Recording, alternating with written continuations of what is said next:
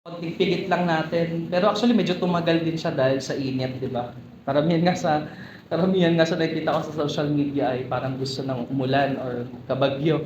Pero hari nawa ay tuloy-tuloy na rin ang ulan dahil sobrang init talaga ng panahon ngayon. Parang ang sama-sama kong tao. Ito ang sumikat na statement ni kilalang-kilala ng mga sumusubaybay nung nakaraang taon sa social media na si Mr. Wilson Gonzales. Yung naging meme pa nga ito, di ba? Naging pambansang meme pa ito. Na dating pulis na naging sikat sa social media dahil sa kanyang pag-atake o pag-assault at nanutok ng baril sa isang siklista na di umano'y nakagitgitan niya. Sa kabila po ng mga video na kumalat na nagpapakita ng kanyang ginawa, patuloy niyang ipinagtatanggol ang kanyang sarili at ginigiit na hindi siya ganong tao gaya ng sinasabi ng mga taong nakasaksi sa video at sa social media. At ganito ang kasalanan at ang pagiging matigas ng puso ng isang tao sa kabila ng kanilang ginagawa, nakikita lamang nila ay ang pagiging matuwid sa sarili nilang mga mata at pagiging self-righteous. Ganito rin maihahalin tulad, mga kapatid, ang mga Israelita at ang kanilang hari na patuloy na sumusuway sa Diyos, gumagawa ng mga karumal-dumal sa kanyang harapan sa kabila ng kinakasadlakan nilang sitwasyon na sila ay dinlang bihag sa Babylonia. At kaya din makita natin sa ating panahon ngayon, na anumang pagpapakitang tao ng isang makasalanan, ayusin man niya at pagmukaing banal ang kanyang sarili, bihisan man niya ang kanyang sarili ng mabubuting gawa, kung siya ay walang bagong puso at walang espiritu, siya ay ligaw pa rin at patungo sa puot ng Diyos. Sapagkat ang tunay na pagbabago ay nagmumula lamang sa pagkilos ng Diyos, sa paglalagay niya ng bagong puso at espiritu sa kanyang mga hinirang sa magitan ng banal na espiritu. Makibukas po kayo sa akin sa aklat ng Ezekiel, sa Lumang Tipan, Ezekiel chapter 36. At for the sake po ng context, mag-focus po tayo sa verses 25 and 28, pero for the sake of our context ay babasahin po natin ang 16 hanggang 19 at tatalon po sa 25 and 28. Hayaan po ninyong basahin ko ito sa ating sariling wika. Sunod na lang po ang inyong mga mata kung kayo ay gumagamit ng King James. Ito po ang sinasabi ng banal na salita ng Diyos, verse 16 ng Ezekiel chapter 36. Sinabi sa akin ng Panginoon, verse 17, Ezekiel, anak ng tao, nang ang Israel ay unang tumira sa kanilang lupain, pinarumi nila ito sa kanilang kasamaan. Kaya, ang pamumuhay nila ay kasuklam-suklam sa akin. Verse 18, at dahil sa dugong pinadanak nila sa lupain at dahil sa kanilang mga Diyos-Diyosan, ibinuhos ko sa kanila ang aking matinding poot. Itinapon ko sila at pinangalat sa iba't ibang panig ng daigdig. Ginawa ko sa kanila ang nararapat sa kanila. Tatalon po tayo sa 25. Wiwisikan ko kayo ng malinis na tubig nang maging malinis kayo sa lahat ng karumihan ninyo at hindi na kayo sumamba sa mga Diyos-Diyosan. 26. Bibigyan ko kayo ng bagong puso at ng bagong espiritu at ang matigas ninyong puso ay magiging pusong masunurin. 27. Ibibigay ko rin sa inyo ang aking espiritu para maingat ninyong masunod ang mga utos ko at mga tuntunin. 28. Titira kayo sa lupaing ibinibigay ko sa inyong mga ninuno, magiging mga mamamayan ko kayo at magiging Diyos ninyo ako. Ito po ang banal at hindi nagkakamaling salita ng Diyos.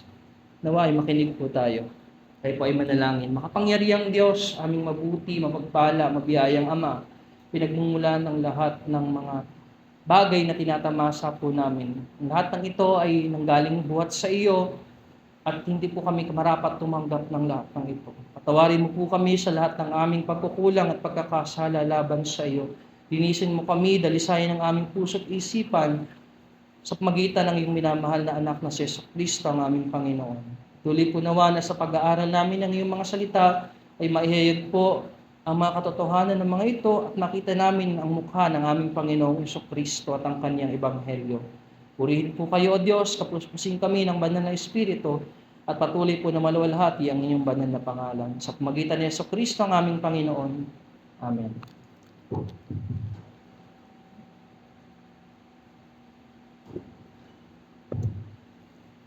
Si Ezekiel po na isang pari ay ginamit ng Diyos na kanyang mensahero o na propeta. Noong panahon ng tinatawag ng mga theologians, nung dumanda na sila, ang tinatawag na The Great Confusion. At ang kasunod nito ay ang pagsalakay or siege sa kanila ng mga taga-Babylonia at dinala sila sa lugar ng Babylonia bilang mga bihag or captives noong 597 BC. At kasama ritong nadala sa Babylonia ang kanilang hari o ang batang hari. Siya ay 18 years old lamang na si King Jehoiakim. So ang kanyang ama ay dati ring hari na sinundan niya na si Haring Eliakim na naging Jehoiakim. So siya ay Jehoiakim, ang kanyang ama ay Jehoiakim. So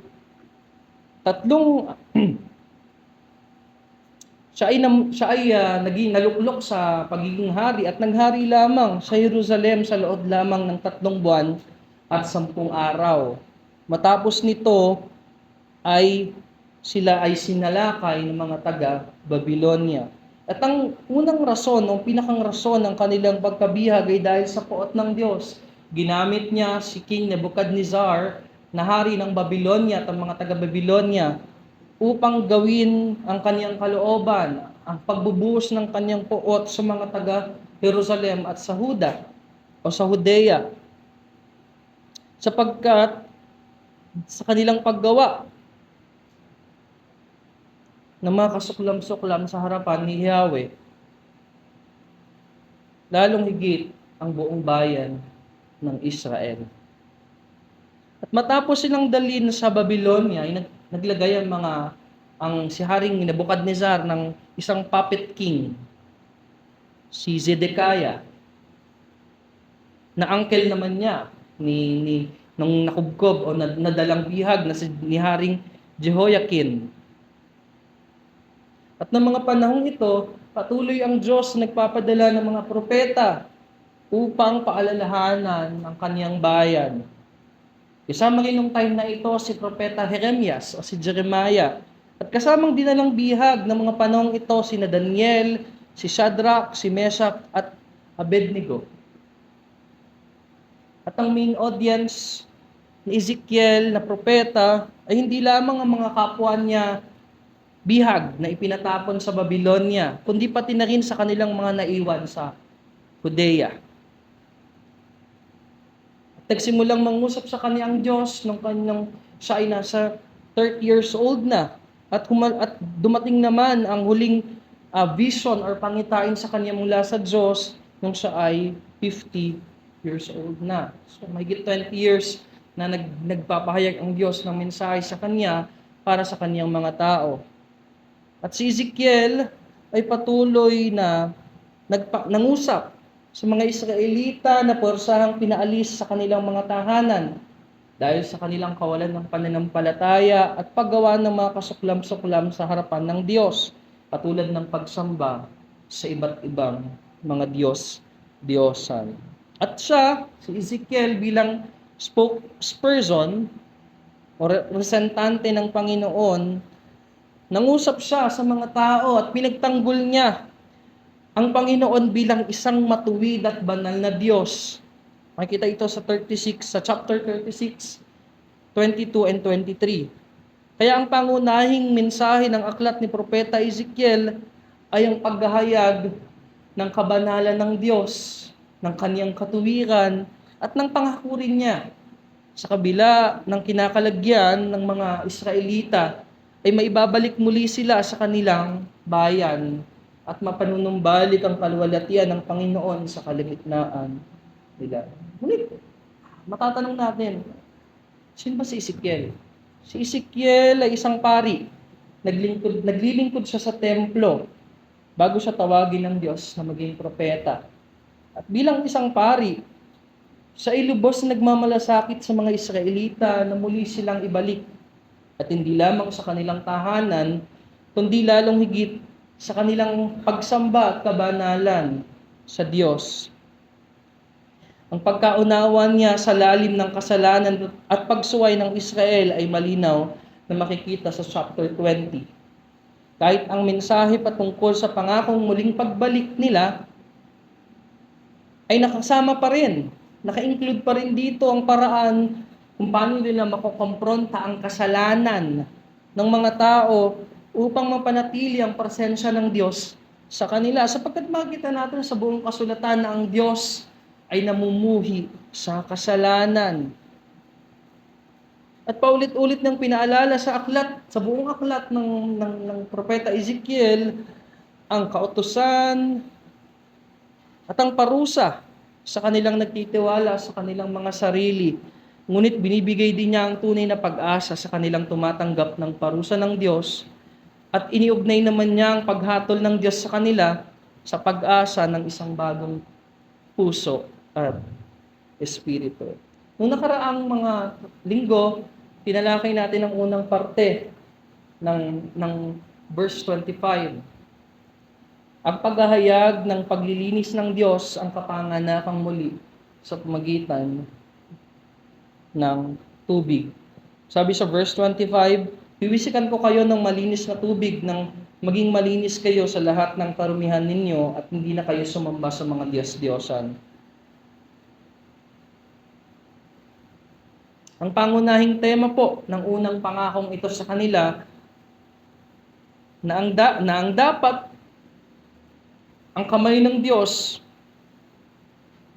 ang initiative niya na magwisik ng tubig o sa makatuwid ay ang paglilinis ng banal na espiritu para sa kanilang masasamang budhi. Ang pagpapatawad ay isang banal na karapatan na tanging ang Diyos lamang ang may kakayanang magbigay.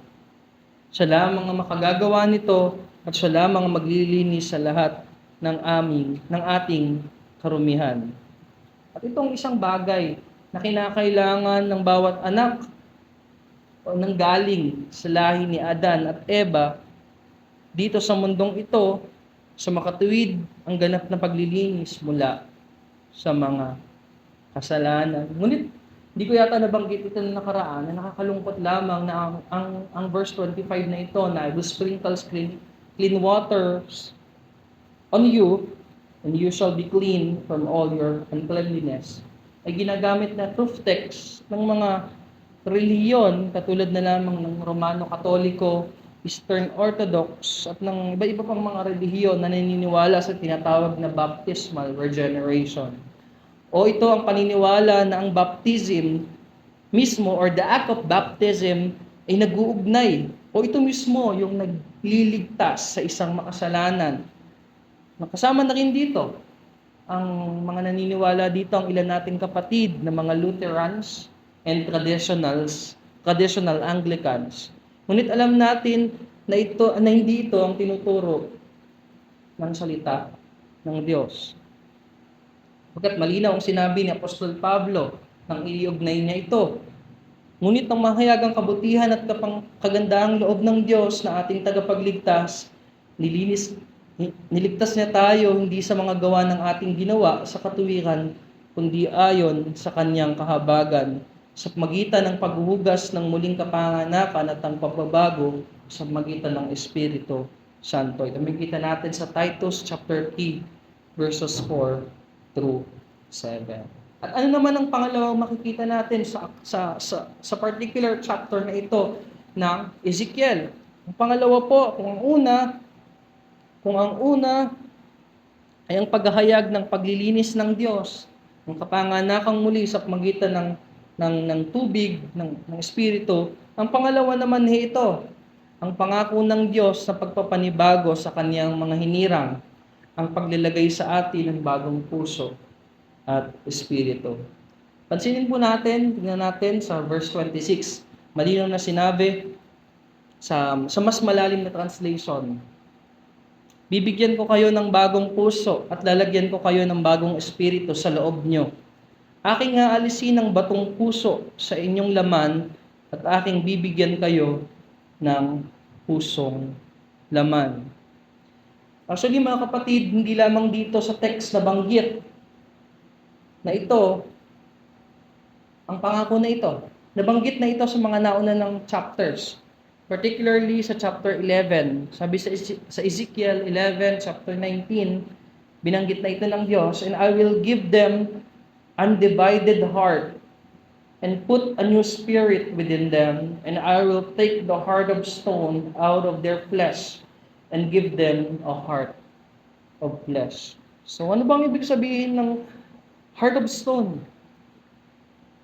Sa Hebreo po, ang ginamit na word para sa puso, sa heart, ay leb, na ang ibig sabihin ay inner man, mind, will, or the literal heart na tumitibok sa ating loob, ng ating katawan. Kaya po ang idea ng puso na naging gaya ng isang bato ay malinaw na nagpapahiwatig ng pagiging patay ng puso natin o pagiging patay natin spiritually at pagiging walang kagustuhan or willingness na sundin ang Diyos. Ang puso na tila ba isang bato ay isang puso na suwail at gusto lang masunod ang kanyang sarili. Kaya ang ganda po nung sinabi sa New Living Translation, nung sabi dito, and I will give you a new heart, and I will put a new spirit within you, and I will take out your stony, stubborn heart, and give you a tender, responsive heart. Parang sa atin ng mga Pinoy po, di ba? Kapag ang isang tao ay hindi nagpapatawad sa kanyang kapatid, sa kanyang kapamilya, sa kanyang kapwa, at parang wala siyang pakialam sa iba, madalas sinasabihan natin, ay, kasi may pusong bato kasi yan eh. Matigas ang puso niyan. Iba pa nga ang term na ginagamit, walang puso kasi taong yan. Tulad na makikita natin sa text ng Zechariah chapter 7:12, ang sabi dito, yes, they made their hearts as hard as a stone, refusing to hear the law and the words which the Lord of hosts had sent by His Spirit through the former prophets. Thus great wrath came from the Lord of hosts. So malinaw ang sinasabi sa atin sa text na hindi ito literal na pusong bato, kundi isang puso na hindi willing na sumunod sa Diyos, puso na ang sarili ang sinasamba imbes na ang Diyos. At mapapatanong siguro sa atin, paano nangyari ito? Saan ito nanggaling? Mula pa ng pagkahulog ni Adan, ni Eva, si Adan mismo, na siyang federal head ng lahat ng creation, siyang pinuno ng lahat ng nilikha ng Diyos. He is the federal head. Nang siya ay mahulog sa kasalanan, tayo rin, nagaling sa kanila. Kay Eva at Adan, ay ipinanganak na dala-dala ang guilt at minanang kasalanan or the original sin, kasama rin ang spiritual nating sakit sa puso. Meron tayong mga pusong bato at iwalay sa biyaya ng Diyos ang ating puso, isang sentro ng ating pagkatao, ay inclined, nakahilis sa pagre-rebelde sa Kanya. Gaya ng malinaw na sinasabi sa Jeremiah chapter 17, verse 9, the heart is deceitful above all things and desperately wicked. Who can know it? At kung magiging honest lang tayo, brothers and sisters, kahit tayo siguro sa ating sarili, magugulat tayo sa kung anong masamang potensyal ang kayang gawin at isipin ng ating masasamang puso. Kaya naman ng mga makamundong tao na patuloy na tinatakpan ng kanilang pusong makasalanan sa pamagitan ng relihiyon, mabubuting gawa, ngunit alam natin na kasuklam-suklam ito sa Diyos. Sinabi ng Panginoon sa Isaiah chapter 29 verse 13, "These people draw near me with their mouths and honor me with their lips, but have removed their hearts far, far from me, and their fear towards me is taught by the commandments of men." Madalas pag binabasa ko to, marami siguro yung ilan sa atin pag binabasa yung aklat ng Ezekiel, aklat ng Exodus, sa Lumang Tipan, sa aklat ng Kronika ng mga hari, magagalit tayo, naiinis tayo sa mga Israelita na pagka dumanas sila ng matinding hirap, babalik sila sa Diyos. At pag nakaramdam na naman sila ng kasaganaan, babalik na naman sila sa kanilang kasamaan. Pero hindi natin namamalayan na tayo rin ang pinapakita dito. Na tayo bilang mga makasalanang tao, matitigas ang puso at rebelde sa Diyos ang pinapakita ng narrative na ito. Kaya naman ang isang relihiyosong tao na sa panlabas niya ay gumagawa siya ng mga bagay na mabuti para sa kaniyang sarili, ay patuloy pa rin gumagawa ng pagre-rebelde. Siya ay ligaw pa rin at suwail na puso sa loob. Siya ay walang tunay na pagbabago. Pagkat makikita rin natin sa Bagong Tipan, sinabi ni Jesucristo at sa tungkol sa panglabas na gawa ng religious ritualism. Sinabi niya sa Matthew chapter 15 verses 19 to 20. Matthew 15, 19 to 20. "For out of the heart proceed evil thoughts, murders, adulteries, fornications, thefts, false witness, blasphemies. These are the things which defile a man."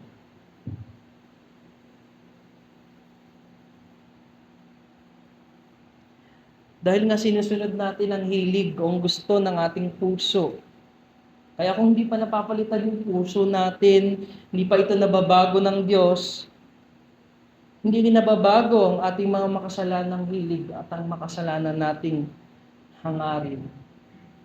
Isang kwento ng dakilang ng isang atanyag na na na ah, na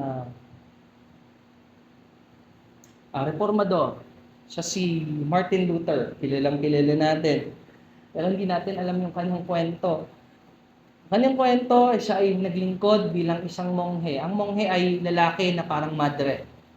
Sila yung nasa kumbento, nandun sila, nagpipray sila doon, nagbabasit sila doon ng Biblia. Pero nung panahon nila, ang nababasa lang nila ay Old Testament books. Wala pa yung New Testament. Or kung meron mang New Testament, ang tangi lang nakakabasa ay yung mas matataas sa kanila na mga cardinals or malapit sa Pope. So, nung time na yon ay wala pang halos pagkaunawa si Martin Luther. Bagamat naglilingkod na siya bilang monghe, wala siyang sabihin na natin sa isang panlabas na anyo, banal siya. At yung sasabi natin sa panlabas din ay wala siyang dungis.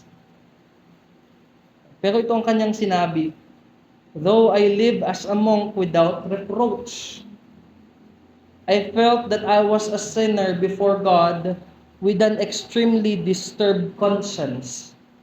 I could not believe that He was placated by my satisfaction. I did not love, yes, I hated the righteous God who punishes sinners." Sa loob-loob niya, bagmat ginagawa niyang lahat ng ritual ng Romano-Katolikong simbahan, ginagawa niya mga panalangin mahahaba, pero sa loob-loob niya, sinasabi niya, kinamumuhian ko ang Diyos.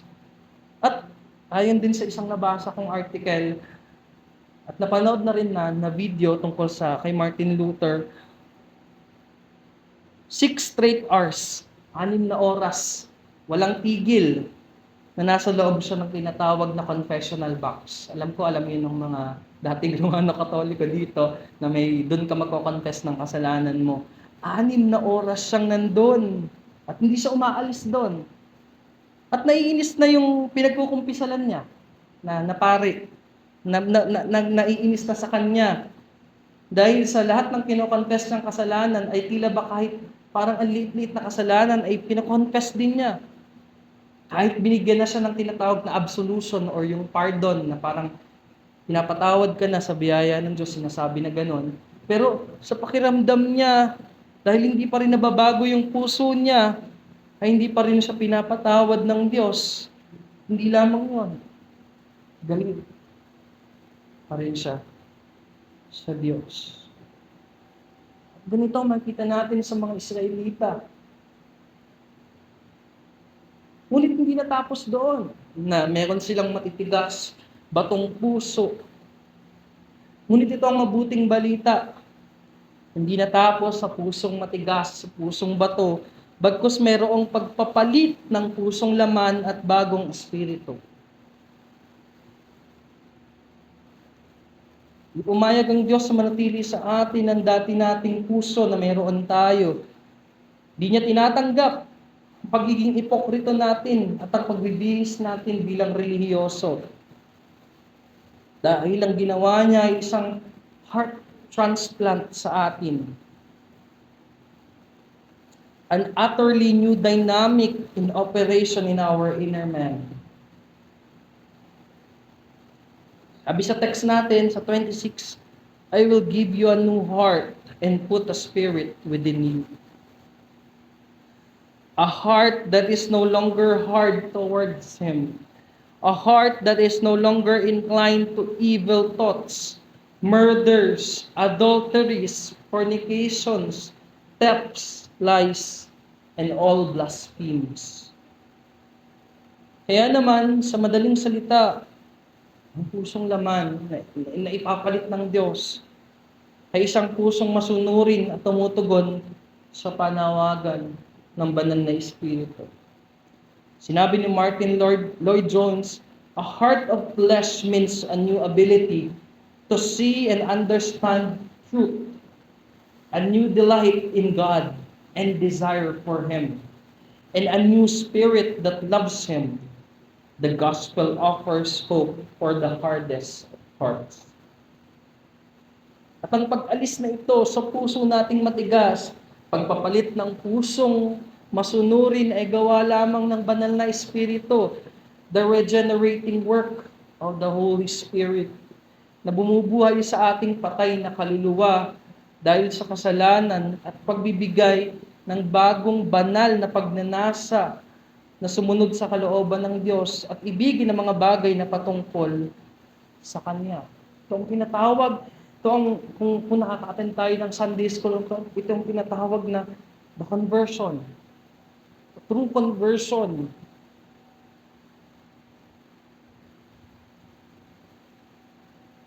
And primarily, ang text na ito, ating binasa, ito ay pangako ng Diyos sa Kanyang bayang Israel upang sila ay ibalik sa kanilang lupain.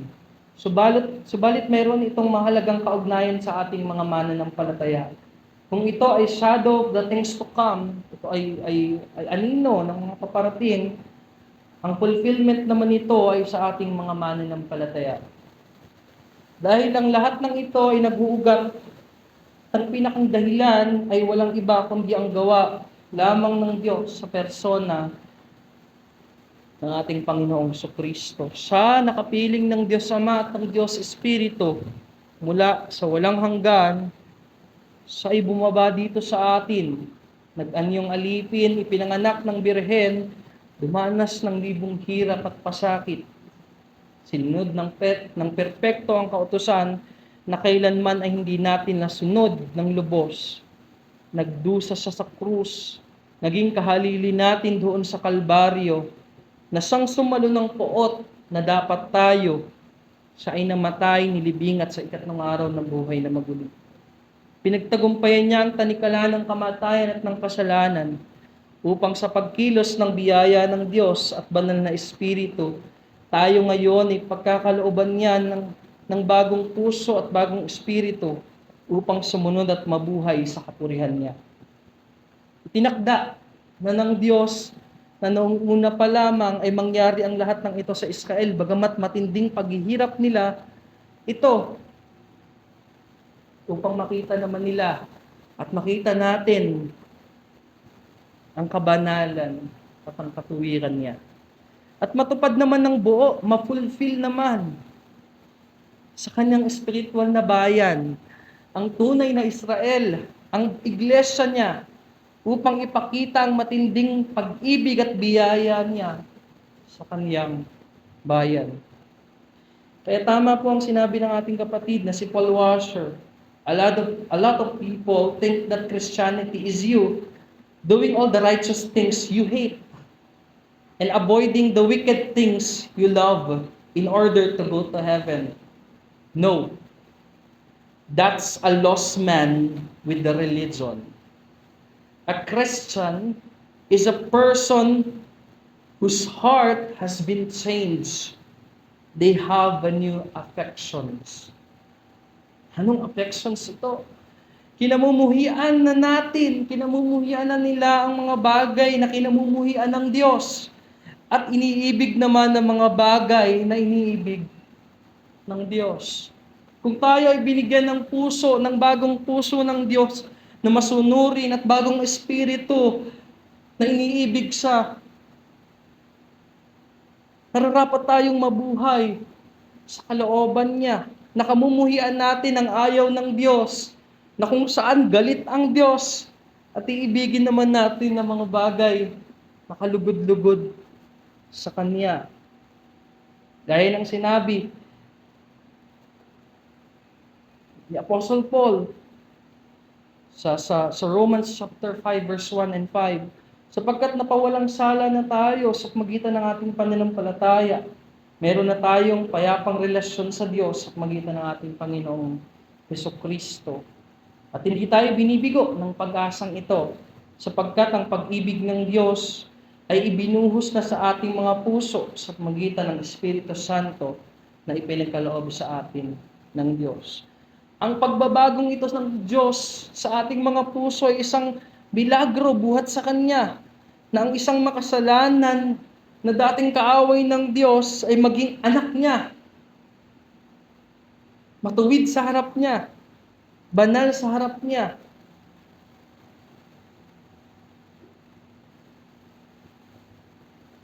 At hindi lamang mananatili doon, kundi sila na pinabanal niya ay mamumuhay at iibigin ang kabanalan, ang katuwiran, ang lahat ng mabuti.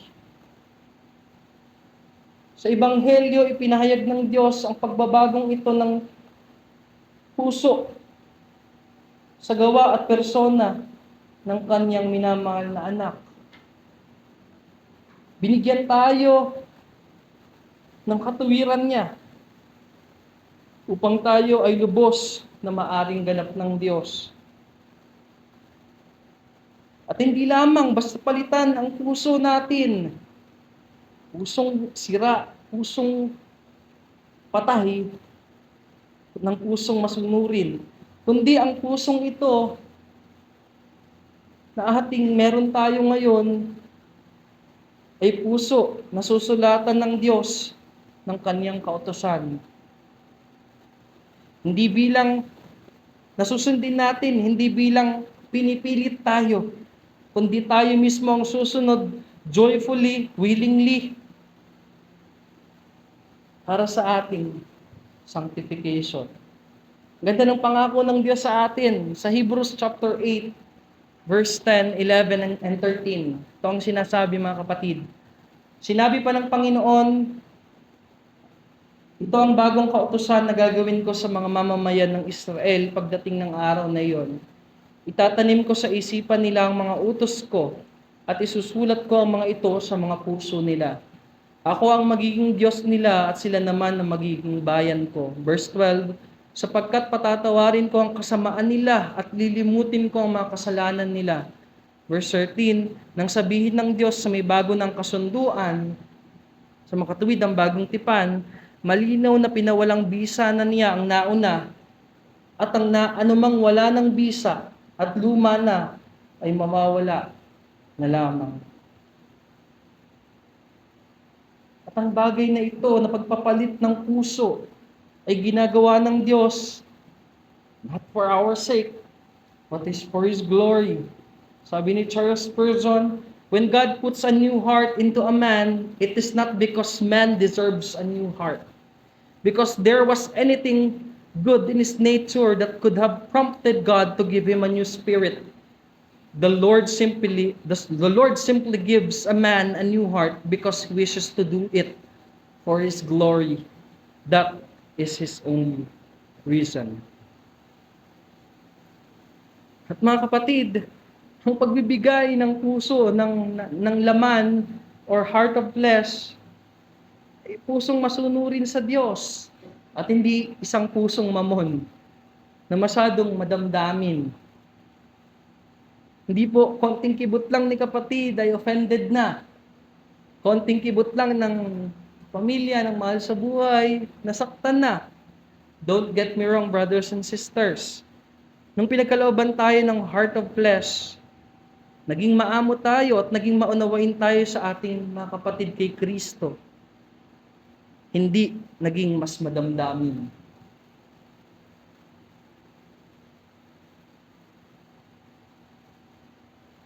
Kung tayo pinagkalooban ng Diyos, ang puso na handang sumunod sa Kanya, paano natin maiingatan ang ating puso sa paglakad sa Panginoon? Buksan po natin Psalm 119 verses 11. Napakaganda po nito. Marahil kabisado na rin ng ilan sa atin. Your word I have treasured in my heart that I may not sin against you. Ang salita niyo ay iniingatan ko sa aking puso upang hindi ako magkasala laban sa inyo. Yes, bagaman binigyan tayo ng puso ng Diyos, ng bagong espiritu ng Diyos na susunod sa Kanya, hindi ibig sabihin nito ay hindi na tayo magkakasala sa Kanya. Makakagawa pa rin tayo ng pagkakasala dahil gaya ng isang phrase sa Latin na motto rin ng mga reformers ay simul justus or simul justus peccator, simultaneously justified and at the same time sinner. Dahil tayo ay nasa physical pa nating katawan. Ngunit wag po tayong panghinaan ng loob. Gaya natin na nanghihina, gaya natin na bumabagsak sa kasalanan, gaya ng ating kapatid na si Apostol Pablo. Sinabi niya sa Romans chapter 7 verses 21 to 25. Sabi niya, Romans chapter 7 verses 21 to 25. Ito ang natuklasan ko tungkol sa aking sarili. Kung ibig kong gumawa ng mabuti, hinahadlangan ako ng kasamang likas sa akin. Sa kabuturan ng aking puso, nalulugod ako sa kautusan ng Diyos. Pero may napapansin akong ibang kapangyarihan na kumikilos sa aking pagkatao na sumasalungat sa pagsunod ko sa kautusan na alam ko. Dahil dito, naging alipin ako ng kapangyarihan ng kasalanang likas sa aking pagkatao. Kawawa naman ako. Sino ang makapagliligtas sa akin sa makasalanan kong pagkatao na magdudulot sa akin ng kamatayan? Pangako ng Diyos.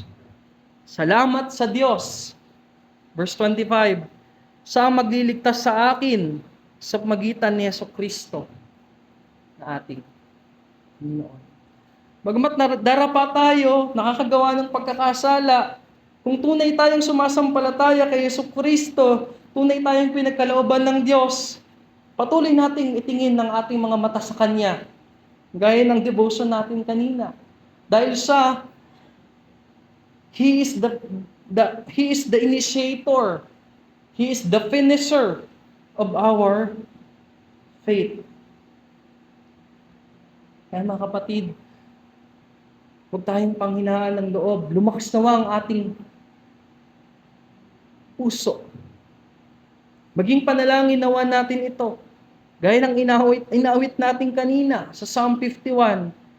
Create in me a clean heart, O God, and renew a right spirit within me. Restore to me the joy of your salvation and uphold me a willing spirit. At anong magiging bunga nito? Then I will teach transgressors your ways, and sinners will return to you. Kaya itong question sa atin, naiiwan sa atin. Do we still have the same old heart of stone, spiritually dead, hardened against the will of God? Or do we have a heart of flesh, a living heart, one that has been softened to the will of God, one that beats in tune with the heart of God? Do I truly believe that I have a new spirit that loves and delights in the Lord? Sapagkat kayang dayain ng isang tao na pagmukain ang kanyang sarili na siya ay tunay na binago. Pero hanggang hindi tayo sumasampalataya kay Jesucristo at magsisisi sa aking kasalanan, ay hindi natin makikita ang kaharian ng Diyos. Paano tayo magkakaroon para sa ating mga wala pang pagkakilala sa Kanya? Paano tayo magkakaroon ng bagong puso at espiritu? Ito ay sa pamagitan ng pagsisisi at pagsampalataya kay Jesucristo at sa Kanyang tapos na sakripisyo sa krus ng Kalbaryo. Sapagkat ito na ang oras ng kaligtasan para sa lahat ng tumatawag sa pangalan ng Panginoon.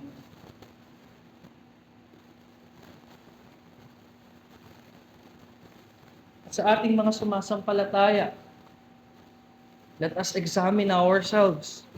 If we are still in the faith, let's test ourselves. Kung yung pinoproklama ba natin, sinasabi natin that we believe in Christ, we have a new heart, we have a new spirit, ay nakikita sa ating mga buhay sa araw-araw.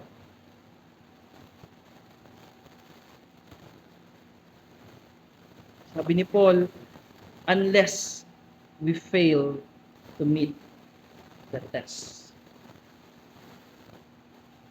Hayaan po ninyo magtapos ako sa isang stanza sa isa sa paborito ko pong himno na isinulat ng ating kapatid na si Charles Wesley. Sabi sa "And Can It Be" na hymn, sa 3rd verse, long my imprisoned spirit lay, fast bound in sin and nature's night. Thine eye diffuse a quickening ray. I woke the dungeon flame with light. My chains fell off. My heart was free. I rose, went forth, and followed thee. Kapatid, itong mensahe sa atin ng Diyos, tunay nga bang meron na tayong puso masunurin sa Kanya at espiritu na handang magpatuloy sa Diyos. At ang lahat ng ito ay para sa kapurihan at kaluwalhatian ng ating Diyos lamang. Purihin po ang Diyos. Tayo po ay manalangin. Makapangyarihang Diyos, mabuting Ama, Ama ng aming Panginoong Jesucristo, pinupuri po namin kayo at pinapasalamatan sa dakila mong pag-ibig sa aming mga abang kalagayan. Ilingap mo kami at kinaawaan ayon sa iyong anak na si Jesucristo. Dinadakila ka namin at sinasamba ka namin. Pinupuri ka namin. Ang iyong iglesia ay nagpupuri sa katotohanan ng iyong salita. Na kami ay pinagkalooban mo ng bagong puso at espiritu upang mapaglingkuran ka namin at mapupurihan namin ang banal mong pangalan. Panginoong Jesucristo, Ikaw na nakaluklok ngayon sa kanan ng Diyos, Ama, kahabagan at kaawaan mo nawa kami na iyong mga hinirang. Pagkalooban mo kami ng biyaya at ang mga wala pang pagkakilala sa iyo, bigyan mo nawa sila ng bagong puso at espiritu upang sila ay magsisi at sumampalataya sa iyong ebanghelyo. Gawad mo rin po aming mabuting Ama ngayong kapayapaan upang maigawad din namin, maibahagi namin ito sa mga wala pang pagkakilala sa iyo. Palakasin po nawa kami ng Espiritu Santo upang ang lahat ng gawin namin ay magbigay kapurihan sa Diyos. Gawad mo rin po nawa ang inyong pagpapala at basbas sa inyong iglesia upang kami ay patuloy na lumago sa iyo sa biyaya at pagkakilala sa aming Panginoong Hesus. Sa nag-iisang Diyos, Ama, Anak at Banal na Espiritu, ang lahat ng kadakilaan, kapurihan at kaluwalhatian, noon, ngayon at kailanman. Sa pagitan ng Yesu Kristo, Panginoon natin.